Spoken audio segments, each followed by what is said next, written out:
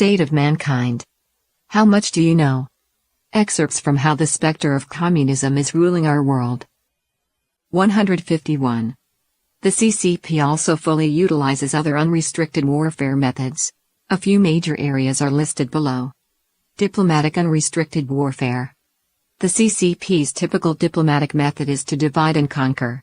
When the world criticizes the CCP for its human rights abuses, the CCP invites each country to discuss human rights separately. While many countries have discussed human rights issues with the CCP in private, doing so has no restraining effect on the party. It simply delays and argues with the various countries individually, but never makes any substantial changes. Moreover, it has virtually disintegrated the international norms that safeguard human rights. The CCP used this method to escape condemnations and sanctions, and then immediately joined the World Trade Organization, WTO. Right away, it started to use economic means to tempt various countries, and then again used divide and conquer to achieve large-scale breakthroughs in various areas. The CCP also uses rogue tactics of hostage diplomacy to arrest and threaten both Chinese and non-Chinese until their demands are met. Before the CCP was granted permanent normal trade relations status with the United States, it arrested dissidents before almost every negotiation session, and then used the release of the dissidents during the negotiations to achieve its goals. The Communist Party disregards the rights and lives of its own people, but it knows that Western society cares about issues like basic human rights.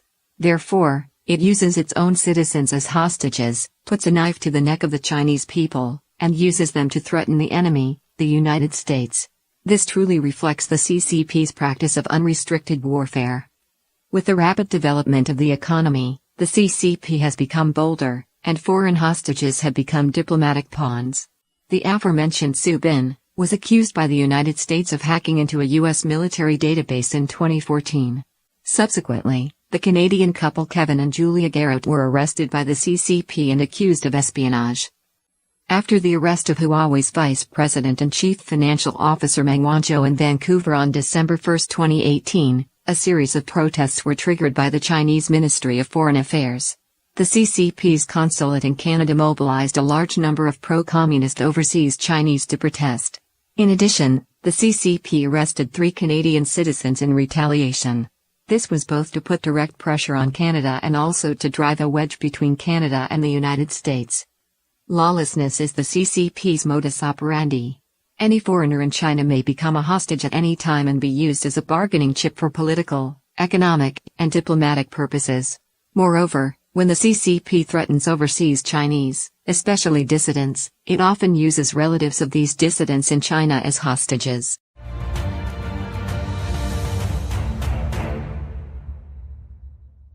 Unrestricted military warfare. The CCP has developed asymmetric weapons, such as anti-ship missiles and anti-aircraft carrier missiles.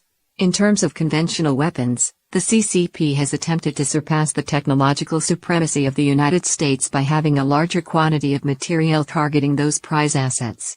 The CCP has grown economically and technically, giving it greater operational space to implement cyber warfare, outer space warfare, and other unconventional high-tech attack vectors against the United States, as addressed in the last section.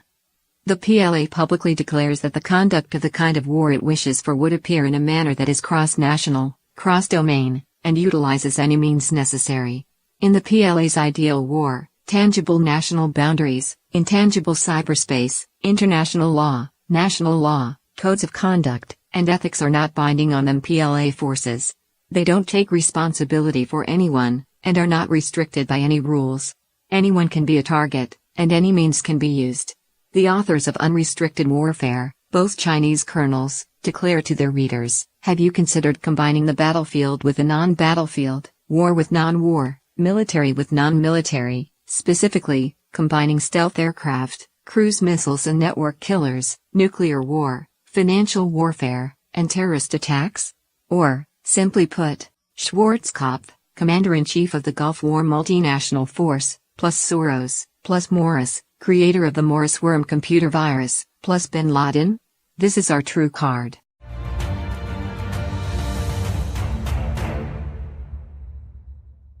Unrestricted financial warfare. The CCP has begun promoting its own financial payment system and use of the renminbi through economic assistance and private enterprises, in an attempt to build a global infrastructure. It intends to use the renminbi to replace the US dollar's dominance in the field of international currency circulation. According to the CCP's unrestricted financial warfare strategy, the regime can achieve its goals simply by printing massive amounts of money, thus destroying the financial system when necessary. CCP think tanks have advocated the weaponization of foreign exchange reserves.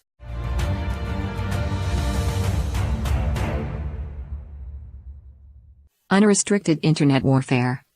Through the efforts of Huawei and ZTE to seize the 5G technology market, the CCP is striving to gain a dominant position in 5G standards, and wants to play a leading global role in the new technology. The former head of the Federal Reserve of Dallas said, if China were to win the race, they would establish the protocols for the Internet, just as English replaced German as the language of science and became the language of all crucial activity on a global scale. The Internet took shape in a world in which information flows were entirely different from those of the traditional world, and the online world can in turn constrain and influence our real world. At present, the Internet faces a new round of evolution, with 5G technology at its core.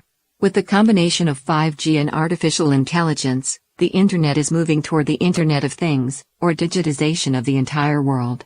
The Internet's control over the physical world is dramatically expanding, and the roles of the entire world are being rewritten. If the CCP dominates 5G, it will be able to act unimpeded. In addition, there is a huge amount of information flowing on the Internet. Once the CCP's external propaganda operations are successfully integrated with the China-controlled 5G, its soft brainwashing efforts will greatly exceed the current scale and impact.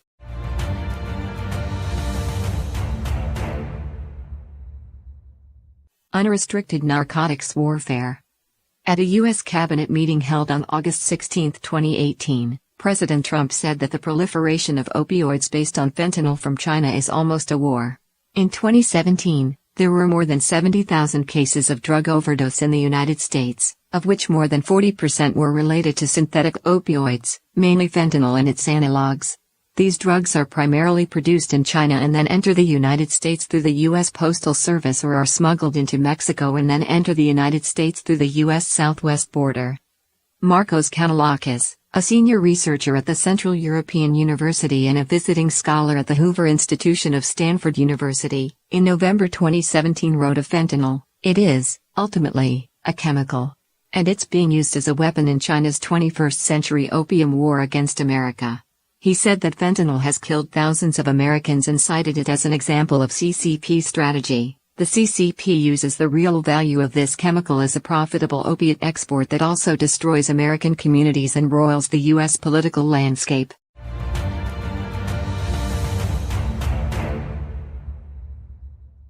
Unrestricted population warfare.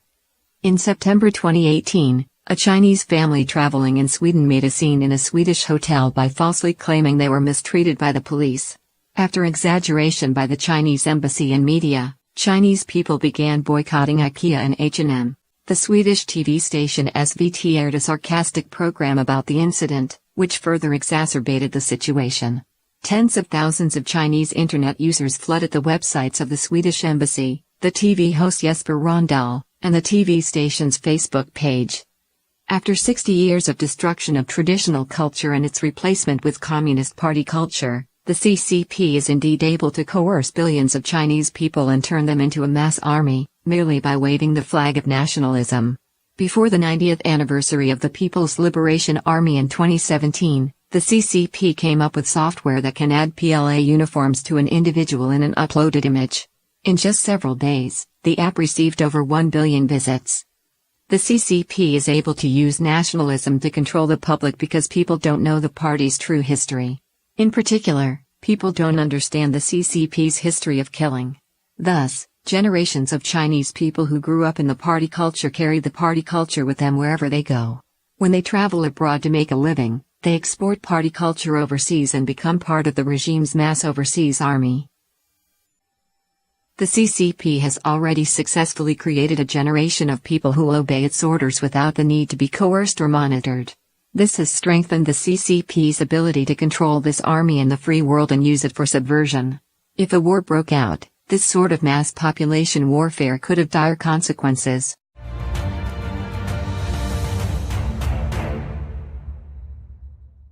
Unrestricted cultural warfare. The CCP has been peddling party culture and its values under the banner of Chinese traditional culture and customs for many years. People all over the world have a strong interest in China's long history and rich culture, yet their understanding is very limited. The CCP knows this well and takes full advantage of it.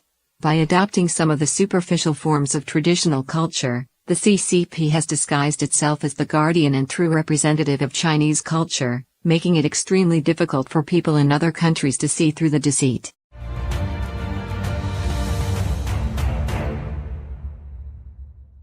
Other forms of unrestricted warfare.